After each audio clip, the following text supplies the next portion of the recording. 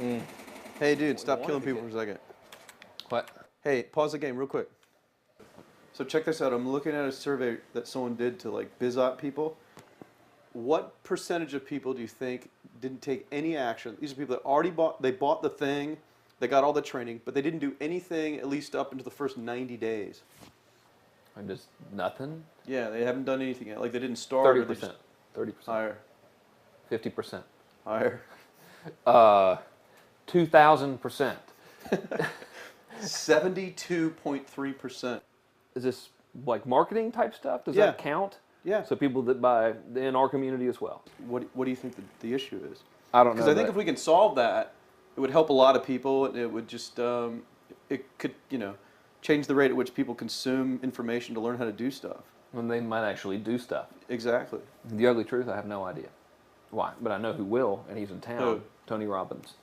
I know him. He's in town. He won't talk to you. He totally will talk to me. All right. He's just waiting by the phone for me to call. Watch. Prove it. All right, let's go. Let's drive up there right now. Prove it. Okay. All right. Let's go. Let's go. We're going. All right. I'm already there. Done. Okay. I'm going to finish this up first. Damn. Hey, I guess I should try to call and see if they'll let us come in instead of just like showing up. Doesn't he have like a troop of like armed guards and stuff? I think he does. I think you have to get in. He has his own SWAT team, doesn't he? He does have his own SWAT team. The Let's see if we Robbins can. or something they're called? Let's see if we can get past the guards here. Hang on. You can see. All right. See if it'll work. We got the dialing. This is Robbins, Tony Robbins. Yeah, can I speak with Tony, please? May I ask who's calling?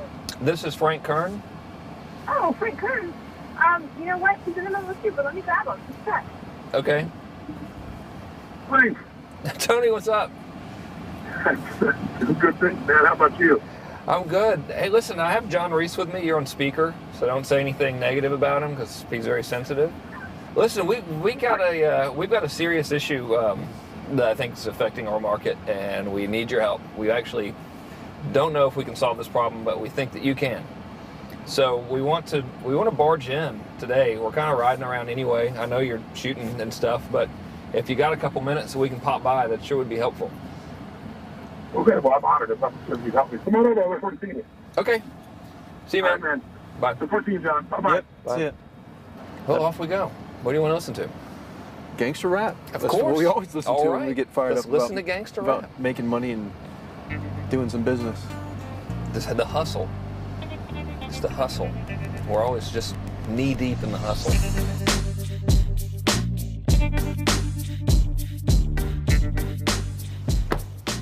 Hey, don't do anything embarrassing in here. I won't. I can't, listen, last time I took you somewhere, it was a fiasco. We're not invited back to Ken McCarthy's house anymore, I'll tell you that right now. So why are we in a hotel anyways? I thought, doesn't he live in the area or something? I can't reveal that type of information, but they use this place a lot to shoot stuff because it's got a really nice background.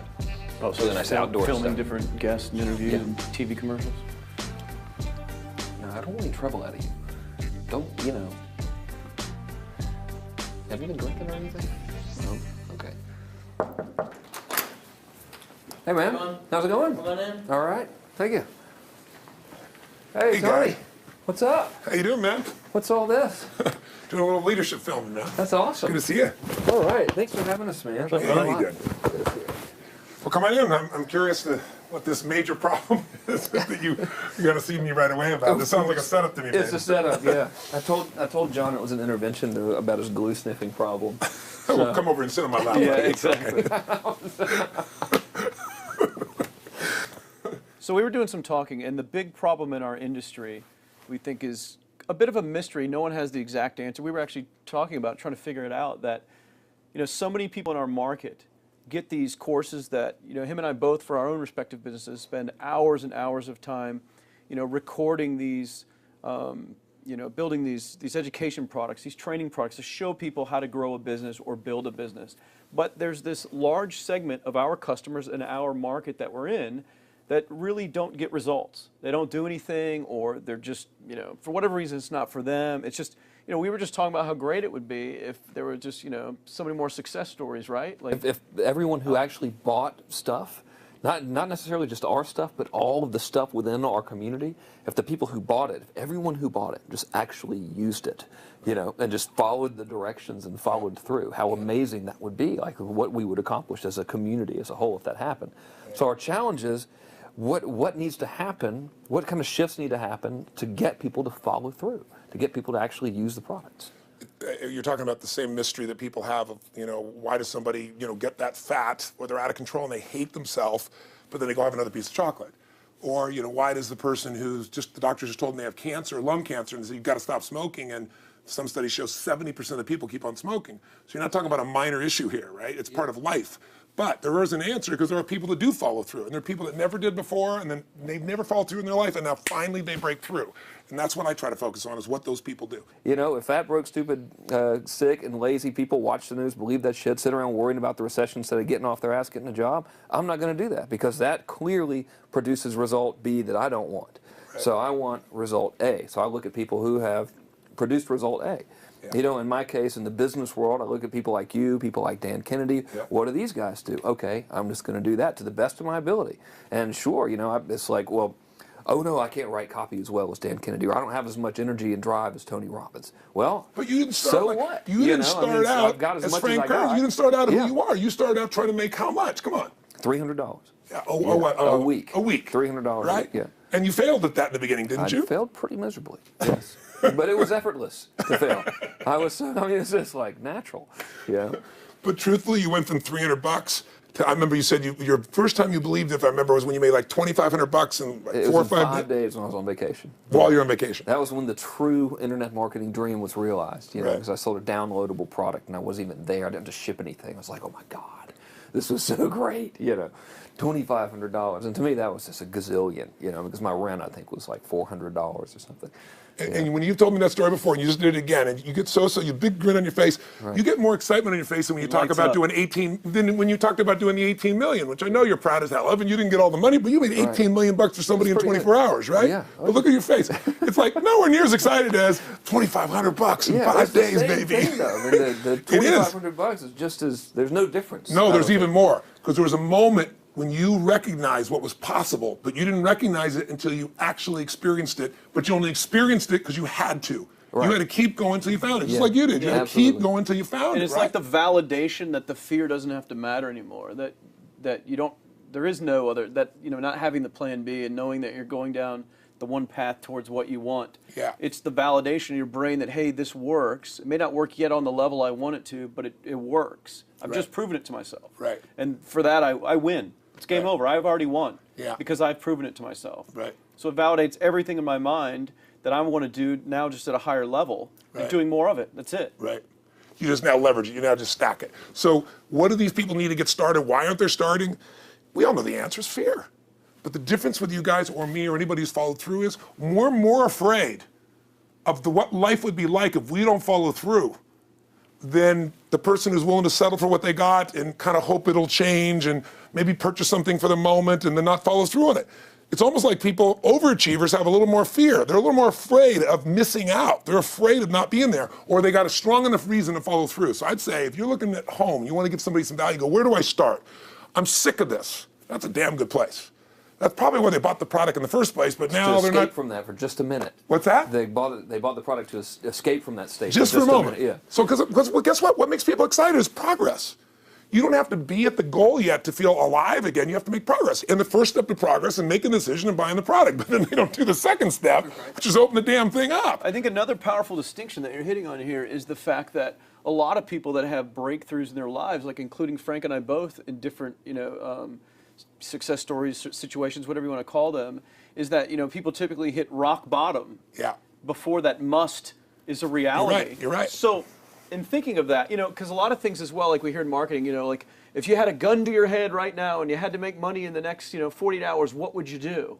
And that really resonates with people. But so I just wanted to bring this into the conversation, because I think a big part of the market of all these people aren't people that have their backs completely against the wall yet. That's right. Okay, so they're not in a must situation yet.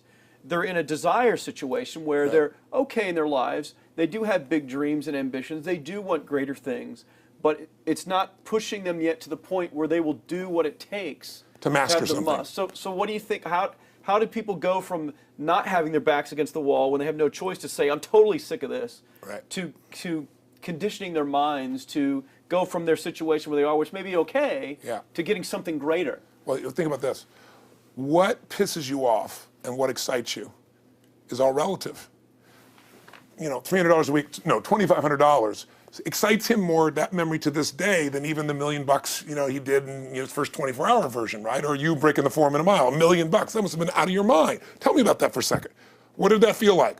You make $1 million in 24 hours. Nobody in history of the internet's done it. Euphoria. Yeah. It was unbelievable. What was your? It wasn't even about the money. That's exactly right. That's exactly right. It wasn't really about the money. No, it wasn't. I wasn't thinking like, oh, that's how many cars I can buy. No. It just wasn't. It was just breaking through like another like barrier of progress. So at that point, it wasn't about your back to your wall. At that point, what it was really It was about. a further point for my fear, is what it really was. Further point for your fear, and for some people, and I think in some cases, it's also a recognition of who I am and what I'm capable of. So for somebody whose life is already great, this is about, what if I could take on another skill that could create more freedom for my life? And just saying, I'm not having to go out and try and do it all perfectly right now. What I'm going to do for the next 8 weeks, I'm going to create a little ritual. I'm going to do one thing a day to condition my mind, right, so that I get strong, so I follow through. I'm going to read something. I'm going to listen to something. I'm going to immerse myself. I'm going to go for an intense jog, or I'm going to go lift weights, but I'm going to do it consciously to get in a state where I'm going to follow through. That's number one, because people follow through when they're in state. Second, I'm going to get clear about why this is a must for me. It's not because my back's against the wall, but because I want to master an area of life that could create some freedom. I'm not going to master it overnight, but I got the system, I got the plan. I'm going to do one thing a day. I'm going to work on one subject a week. This week's going to be about figuring out what the right product or industry is. Next week's going to be basics of building traffic. And each week I'm going to make a little progress, and I'm going to get to a goal, whatever that is. I'm going to make $1,000, my $300 in a week. I'm going to get to my $2,500. That first $2,500 is the most excited. Unbelievable. The first $300. I remember It's the most life-changing, too. It is the most life-changing. I remember I was supposed to be a truck driver, making $24,000 a year, because I'd be making the most anybody in my family had ever made. How'd that work out for you? Yeah, real well. Thank God I'm not driving a truck, right? I think you could pull the truck. I figured out I could pull it with hold my finger, man. I could do it with my teeth. I could pull it with my teeth, right? 36 grand a year was the goal. If I could make 3 grand in a month. When I did that, was out of my mind. And then it was like, could I make 10 grand a month? Then it was 10 grand in a day, then 100 grand a day. Then could I make $1 million in a day? I had a day where I made $400 million in a day. The stock value of the company I took public, my personal stock. But it was probably after I did it, though, so it doesn't really count. I'm just joking with it. You're right. People will remember who's first, Tony. Totally 400 million, a million, Yeah, it's all who cares? the Who same. cares? No, I'm not saying that's to brag. amazing, though. I'm not saying to no, brag. of It's course. because they told me when I was on stage, I had this audience of about 15,000 people at the Continental Center. It was during a stretch break. I was doing what I loved, rocking the house. Everybody's going crazy. And they go, the stock's worth $400 million right now. I was like, wow, that's cool. It's like, okay, I don't want to sound stupid. It's like, what's next? And I went right back to what I loved. Once you break through, then it just becomes a game. The people that are getting your products have not yet broken through in most cases. The breakthrough happens by conditioning your mind every day, by feeding it a role model or a story. It's putting yourself in a peak state where you follow through by getting physically strong. It's creating a little ritual of doing a little bit each day, and then you get momentum. But the most important thing of all is what we started out with. Why? Absolutely. Why is it a must for you? It doesn't have to be you're against the wall, but it has to be something you're hungry for, because the only difference in people is hunger. And if you're not hungry, get around people that are hungry and something will hit you. You watch a conversation, you get around people that are doing better, and all of a sudden you start going, my life sucks. I remember I went to a guy in LA. He's one of the most multi-billionaire guy, I'll never forget. And I lived in the Del Mar Castle, and I was really proud. That was like the symbol of me having taken myself from being poor to providing for my family this great place. It's built from castles in Europe overlooking the ocean, not far from you. And I went to this guy's house. He's a billionaire. He took me down to his wine cellar. I don't even drink wine. Went through this whole thing. At the end of the night, I was depressed. I lived in the Del Mar tenement, as far as I was concerned. I really was. I was like, I live in a crappy place, and all my standards changed. All of a sudden, I wasn't willing to settle for living that. All of a sudden, my back was to the wall in a different way, because as a man, I knew I was capable of more. So people can change their standard by getting around where it's better. People can change their standard by getting associated what's true, like the bills they got to solve, the problems they got to do it. Or they can do it because they're excited, because it's something new they want to take on. Everyone's different, but they got to find the why, and they got to come up with some daily rituals to get them going, and just do a step at a time. That's where you get momentum. Awesome. That is awesome. So, think about what's the holy grail between somebody taking action or not. It's one word, certainty. When somebody is absolutely certain, the common word is believe, right? But you can believe at a general level, or you can believe with certain. When you're absolutely certain that if I do this, it's going to get that result, and that result's going to change my life, you'll do it. When you think it absolutely is not going to work, you're never going to do it. The middle no man's land of maybe it'll work, maybe it won't, that's the piece that kills people, right? So if it's a must for you, you got to make it work, right? In our case, right? That's an example. If it's not a must for you and you're not sure, you don't know what to do. So years ago, I'd look around and say, okay, how do people get themselves to follow through that haven't been following through? What's the difference? And I started interviewing hundreds of people, literally, and eventually thousands, because I had thousands of my events. So I'd ask the group to give me their feedback. And I came up with this model. It's like the holy grail of belief, or the holy grail of momentum. It's like the difference between what makes the rich get richer and the poor get poor, right? And the difference we all know is mindset, but like, how's that built? So this is what I did. I created stupid little 4 little boxes, and I'll scribble it here for you. You think about the first thing that determines whether you can do something or not, and I put that in this first box at the top here on the left side, and it's potential. Like, what's the potential of a human being? Like, when you guys started, you proved something no one had done in history. You ran the 4-minute mile, right? For golly knows how many centuries, they're trying to run a 4-minute mile. Roger Bannister does it. How did he do it? Do you remember? You did it in this industry, right? You made $1 million in a day. No one had ever done that in history, right? After you did it, a bunch of other guys were doing it because it became possible. Roger Bannister didn't just go physically practice. He made a shift in his head. He practiced in his head because he could never achieve it physically, so he had to change in his head first so that the result became certain enough he believed it, and then his body got him through. After Roger Bannister ran that 4-minute mile, within 2 years, 37 people ran a 4-minute mile. That's amazing. When no one in history had ever done it. Now here's how it works. The potential for anybody getting your product is extraordinary. They could do what you've done as much, more or less. They can do whatever they want to do. The potential's there. The market's proven that. Whether or not they tap into that potential has a lot to do with what action they take, which is the question you came to me with, right? Like, God, they all have potential, but they're not taking action. And we all know that the action they take is going to determine the results they get. That's pretty obvious. So most people have a belief about what their real potential is no matter what you tell them. And that affects how much action they take. And of course that affects the result. And then ironically, that result reinforces their belief. And then that belief affects it. So I'll give you an example. Let's say a person has unlimited potential, we all agree. But they take little action, little results. Why? Because they have to start with a problem with their belief. They don't believe it's really going to happen for me. Maybe for Frank Kern's because he's got the cool hair and stuff, or maybe it's for you because you're so driven, but it's not me. Maybe Tony Robbins because he's a freak, got these big teeth. Whatever their thought process is, right? They got this thing, right? But what happens is, if you believe that there's very little potential, how much action are you going to take? Nothing. Nothing, little. And when you take little potential with a little action, what kind of results do you get? Lousy little results. And when you get little results, what does that do to your belief? You go, see, I told you this was a waste of time, told you this wouldn't work. And then what happens? You tap even less potential. You take even less action. You get even worse results, and your belief gets even weaker. And this sucker feeds on itself until you are in a downward spiral. It's poisonous. It's poisonous and it's self-fulfilling. Now, what if something could happen that could come along and fill you with a sense of absolute certainty? Not like I believe, but where you know. In you guys' case, mine as well, we knew because we had to. Because we burned the boats. There was no other option. We had to find a way. We weren't going to live that way. We all did it in different ways and for different reasons, but in essence, that was it. If you get yourself in a state of certainty that this is going to work, I'm going to find the way, and if this doesn't work, I will make the way, then you tap a lot more potential.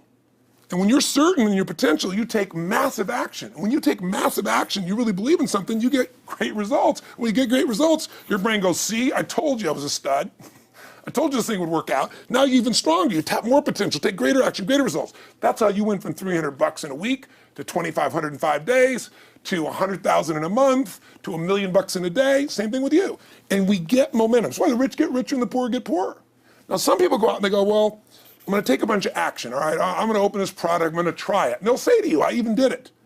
But it's like a salesman who goes and knocks on the door, and he knocks on 100 doors and says, you don't want one of these, do you? yeah, exactly right. And even if he doesn't say it verbally, his face says it because he doesn't believe it's going to work. So his voice, his body, the execution is so weak. Maybe if he talks to 100 people, somebody's going to buy out of pity. They don't want his kids to starve, right? But he's not going to get the result. So the core difference in people is how do you produce certainty when the world isn't giving it to you? You go out and you try, in your case, you're 100,000 in debt, and nothing's working.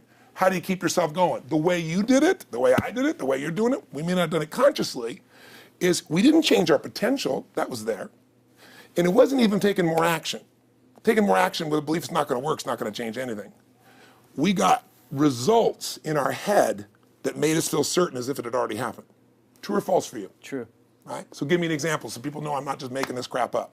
Well, I mean, just like when I had nothing, I already knew I was driving like Ferraris and Porsches and stuff because I always wanted those cars. I already knew I was going to have them. It was inevitable. Right. I inevitably, that was just my inevitable outcome. But how did you do that? Did you have a ritual? Did you think about it regularly? Was it one time you thought about it, or was it something you had an obsession towards? I had an obsession towards it. I mean, I used to work at a video store, which was the last job I ever had in my life. Thank God. And I used to go to work almost every day, and I used to bring 2 magazines with me to read on my breaks. Entrepreneur magazine, just to read about business and everything else, to read about what other people are doing, look for role models. And I used to carry an auto trader with me. And I used to look at Porsches that were for sale. Yeah. And people always used to ask me, what are you doing with that Auto Trader magazine? I'm like, well, I'm just picking out the Porsche that I'm going to buy. Right. Which probably got you a lot of crap. I did. People made fun of me. Sure. I actually had a boss at that job tell me, you really shouldn't do that to yourself, John, because it's very, very likely that is never going to happen. That it's very likely that you're never going to have that car. Yeah. That's the kind of belief he was trying to put in my head. And I was like, no, you don't realize that it's inevitable that I will drive here sometime in the near future with that car when I'm not working for you and drop movies off for you to put back on the shelf. And that actually happened. And it was one of the most fulfilling days of my entire life. And the great thing was when I pulled up in this car, I was in my mid-20s, a car that most mid-20s... What kind of car was it? It was a Porsche 911 Turbo. It was a convertible and everything. It was a beautiful car. It was one I always dreamed of having. But, for a few years I always circled the ads of which ones I was going to buy. Well, when I finally got it and I pulled up at the store, I had all these people, some people that were still working at this $7 an hour job were there years after I left. And I'll never forget this, even the boss and stuff, and the reaction of the people was like, wow, that is awesome. Yeah. Is that your dad's car? And all I said to them was, not exactly. Good for you. And I just smiled and just left. But it was, it's the weirdest thing, but I just knew it was going to happen. But you knew it because I conditioned myself to You did it to over and know over it was- again. yeah. When I was in high school, I was not a popular kid, but I was passionate and intense, and I'll never forget. Some particular girls gave me some crap, and a guy too. And I wrote in their journals or their annual yearbook at the end, I wrote, someday, I said, you treated me like hell. Someday I'll be rich and famous, and you'll be an effing truck driver. And you'll be sitting there, I'll be with with this beautiful woman of my life, rich, and you'll be watching me on television thinking, you wish you would have treated me better. I actually wrote this shit in people's annuals because I went to a 10-year high school reunion. People showed me this stuff, right? But it's like, I burned the bridges, baby. I was like, this is how it's going to be. So I'll give you a perfect example of this. They did studies, many have been done at this element, where they want to say, how much does the mind affect performance? So take basketball. And I've worked with a lot of NBA players and turned them around. And one of the problems many of them have is they'll choke on the free throw line. Well, everybody knows in that case, if you normally shoot really well and now you're not, something's interfering. Something's getting in front of your state, some uncertainty, right? Obviously. So they take a group and say, we're going to make them better.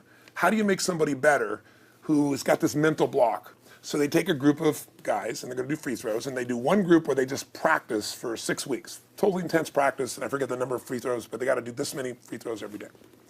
Take a second group, and they have them not practice at all. Obvious. And they take a third group, and they don't let them touch a basketball. All they do is have them practice in their mind, but the key is, it's not practice makes perfect, it's perfect practice makes perfect, as corny as that sounds. So these guys see themselves making the shot every single time, conditioning their mind and body that it's perfect every time. They're not interrupted by a reality that would screw with them. So at the end of 6 weeks, they tally it up, and now they give them a test to see who has the highest free throw percentage, success. What do you guess it's going to be? Well, the obvious person says, obviously, it's not the guys that didn't practice, but which one is it, the mind, or is it the ones that actually practice? I'm assuming the mind. Yeah, you would assume it because it's true. Right. You intuitively know the truth, that practicing's not enough. It's getting yourself so certain so many times that now when you go to do it, there's no hesitancy and you execute. It's having that absolute certainty that makes you tap your full potential, take massive action, get massive results, be reinforced to have even stronger belief.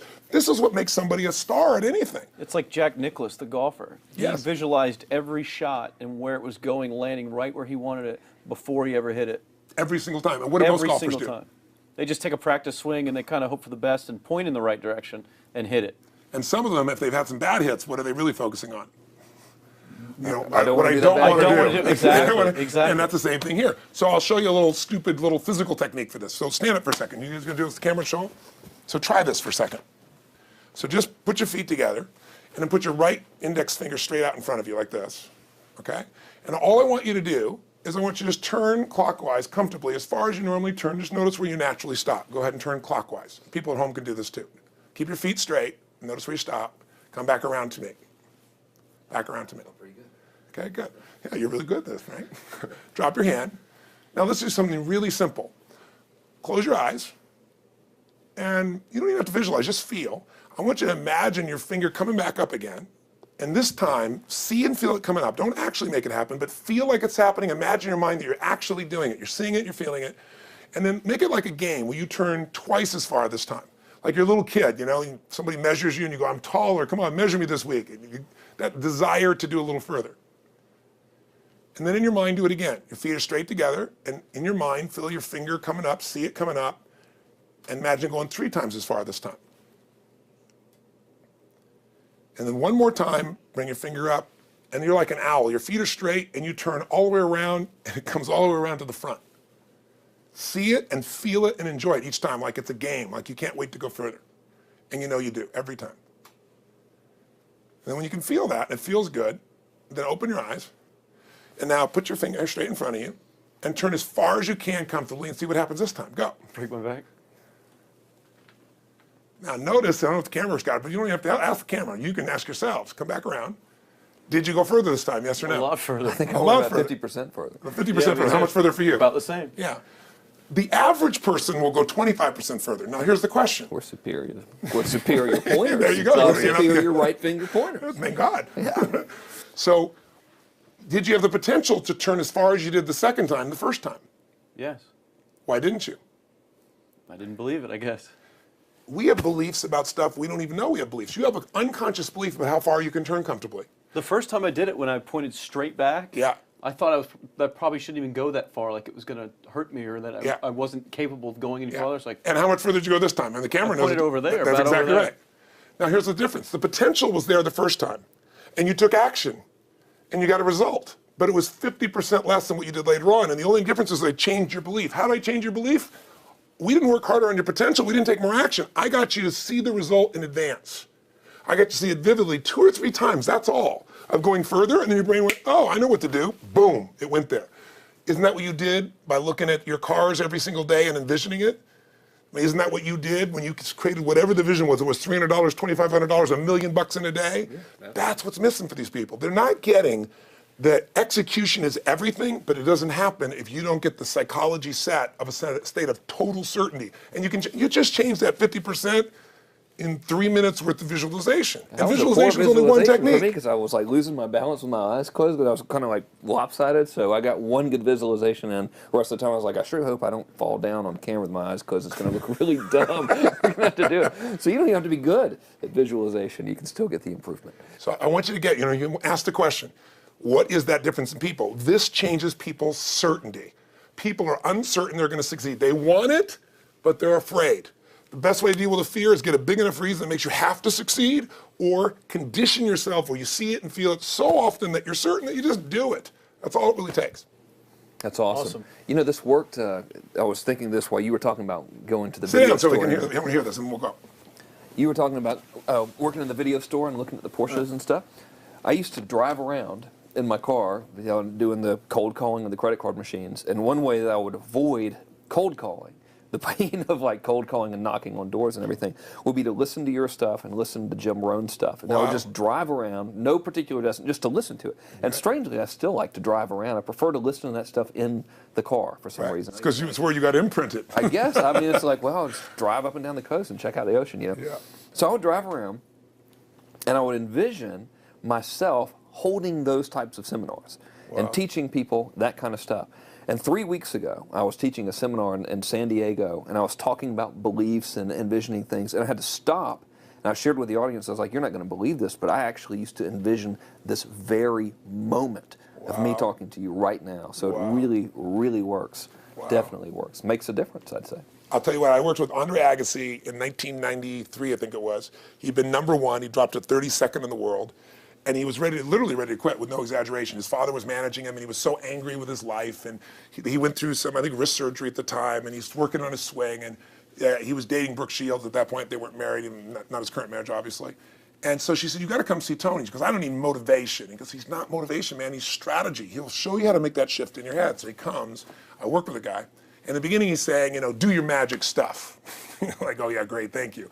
And I said, tell me, if you ever hit a tennis ball perfectly, and I'm trying to get him in the zone to remember that time, like you visioned, where he was perfect at it. He goes, of course I have. And I get him vision over and over again. And finally, he's in the zone. He's feeling that again, right? He's seeing it, and he's feeling certain, and the swing is going perfect. And I said, how's that feel? He goes, it feels perfect. I said, but are you thinking about the swing? You're not thinking about the swing. You're not thinking about how to do it. You're just seeing the result you want so vividly that it's there. So all I did was train him how to go in that state over and over again. He won the next weekend. The second weekend, he came in second. Within 6 months, he was #1 in the world again. And he gave me unbelievable credit. But all it was conditioning the mind. You did it with tape, so did I. We were just talking about this earlier, Pam and I. I used to go when I was 17 years old down in downtown Los Angeles, this place called Night Education, K-N-I-G-H-T, like at the night. And I'd save up all my money, work as a janitor, and I would get these tapes and listen to these things over and over and over again. I went there for years, and I didn't have enough money, and I leveraged everything I had, but I knew how to train my mind. It's the one thing I knew how to do. This man's name was Mario. I saw him in his 80s. He obviously knows how my life turned out and was very proud of the role he played in that process. He used to tell people the story. This guy's the real thing. He didn't just start out this way. This is how Tony did it. He listened to these tapes. He conditioned himself, right? This is the real stuff. He passed away a few years ago. I'm calling his house, and he passed away, and his daughter was there, and she wanted to share with me that how I touched his life and so forth. But the best thing was, I thought, you know what? I want to get those tapes. I want to get that stuff that conditioned. I want to go back to that moment like you did of, that moment was visualizing, now I'm living it. And she said, he left all this in his will to you. So I have all these tapes now that are from the time when I originally went through, and I'd go to sleep and I had these sleep tapes that conditioned my mind to believe that I could succeed even when I was sleeping, or to build energy in my body. And anybody who wants to succeed has got to know it doesn't just happen. You can buy a product, but you also, with that product, have got to condition yourself. You got to make it a must, and you got to get a ritual. And if you do it, whatever you used to dream about you thought was so huge, you'll just live it. You'll live it like you lived this yesterday, like we're all living the life that we envision. Because we had to, and because we played this game with our head. We got the belief to be real by seeing it enough times and feel it enough times till our brain believed it, and then it made it happen. Which raised the potential, which made us take more action, which got us better results, which raised our beliefs again. That's right. And then that's why the rich get richer and the poor get poorer. So instead of bitching about it, change it. And this is how you change it. It's like a self-fulfilling prophecy. Completely. It's pretty easy to change. Just that one simple exercise was amazing. I'm still like, holy crap, I wonder what else I can do now. But look what most people do. Most people do the opposite of that, right? They get the product, or they think about doing it, and what do they envision? It not working. That's yeah, right. the excuses that So they envision it not working. As soon as they envision it not working, they feel uncertain. As soon as they feel uncertain, how much potential they tap? Little, if anything. And so they send back your product, and they listen to the damn thing, And guess what? What does that do, by the way? They make that as another lousy result in their life. I didn't even follow through on that, and they believe even less. This process is the holy grail. It's where the whole game changes, and anybody can do it, and they can do it in a few minutes. And if they do it a few minutes each day, then they get a different life. They do it a few minutes one time, their life changes for the day. We're defined by our rituals. Everybody's got rituals, certain things they do every day. And what we three have in common, and anybody that I know of who has a life that they're living that was once a vision, is we saw it again and again and again, even when it didn't work, even when you lost 100 grand, even when I'm working as a janitor. There's something we would not give up on. And if somebody watching wants to change their life, they got to decide what they won't give up on, and then put themselves in the state of momentum by a couple little rituals. That's all it takes. And I think especially when it comes to anything related to making money, like making money products or promises or courses, people are so inundated with scams and all this garbage, true garbage, that their natural thinking is that they're so skeptical. It's like they fall into the conditioning of, well, if anything's ever going to work, that thing has to prove it to me before I believe anything. So when they go to approach the thing to make more money with, they're like, well, I'm starting at zero, and this thing has to prove to me that it has any potential at all before I believe that it will. Don't you agree with that's the case? Unfortunately, I agree it's the case, but here's the truth. When somebody says to me, in my business, even more, because a lot of people think I'm a motivator.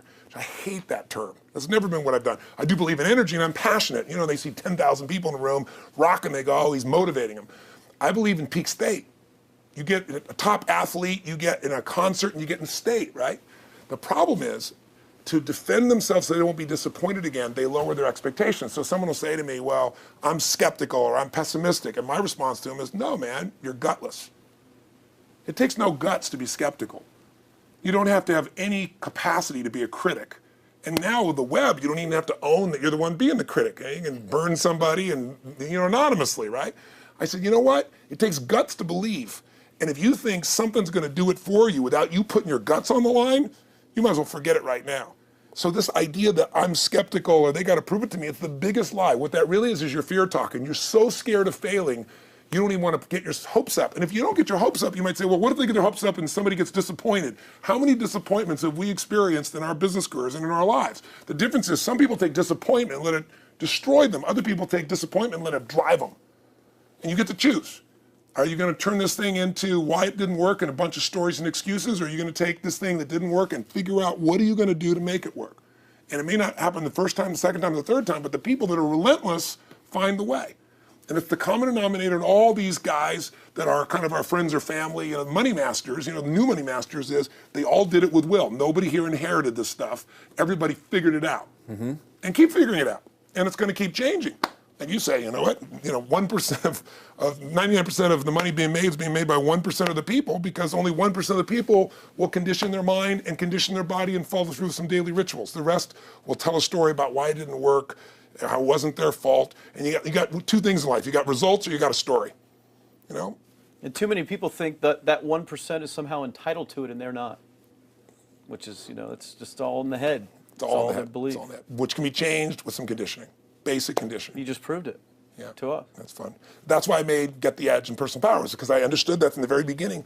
Originally it was 30 days, and years later people would say, I've heard all the great results and everything else, man, but I don't have 30 days, and I'd be behind the glass, focus group, watching these people want to shake them, like, you don't have 30 days to change your life, I thought, okay, I'll make it 7 days, just one, because after 7 days, you get momentum. I mean, think about it. When do people's lives change? In a moment. It doesn't change in 10 years. Your life may have sucked for 10 years, but there's one moment when your whole life changes, the moment you decided. When you said, no more, and I'm doing it, and you kicked yourself in the ass, and you made yourself go do something, right? When you finally said, enough, no more, I quit, or let's begin, or I love you, there's a moment when somebody's life changes. And that can be gotten in a couple of days. So people watching don't have to wait until they've mastered everything. They got to get started and do what's next, and just put themselves in a state where they start making some progress. Well, there it is. I think that's the answer that can help solve that problem with a lot of people. They'll just pay attention to it and do it. The bottom line is, all three of us and some of the people that we consider as family that are part of this process, we've all done well, and we don't need to do this stuff. We're able to do the stuff because underneath it all, people can see in your eyes, Frank, when you talk about $2,500 you made that day and the joy, right? Or you talking about not willing to settle, and just, I don't care what they say. They tell me I'm going to sit here and I should lower my expectations. I'm going to be driving my car in here and they're going to be delivering a video to me. There's something inside of every human being that will make it click, that'll make it so that today is not like yesterday and tomorrow will be different forever. And that process is an emotional hook. And what I hope is people watching this stuff, maybe something in here will piss them off enough or remind them of something or say there is a plan and it isn't just luck.